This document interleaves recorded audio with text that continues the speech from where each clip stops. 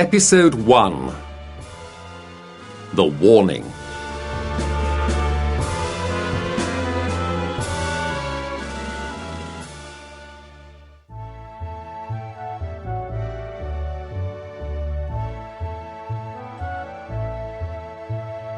When the American minister, Mr. Hiram B. Otis, bought the large old house called Canterville Chase, everyone told him that he was very foolish.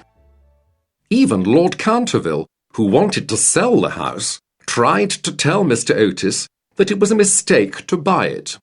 "I must be honest with you, Mr. Otis," said Lord Canterville. "There is something very strange about this house. My family and I don't stay here very often." "But what is so strange about the place?" asked Mr. Otis. "There is a ghost here," said Lord Canterville. "It visits anyone who lives or stays here. My poor old aunt, the Dowager Duchess of Bolton, once felt 2 hands on her shoulders as she dressed for dinner. The hands were cold and hard, like the hands of a skeleton. My poor aunt was very frightened.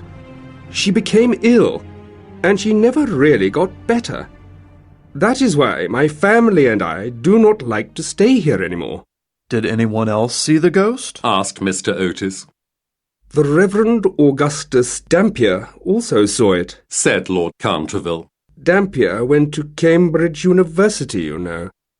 He's very clever, and not the kind of man who imagines things." "No, of course not," said Mr. Otis.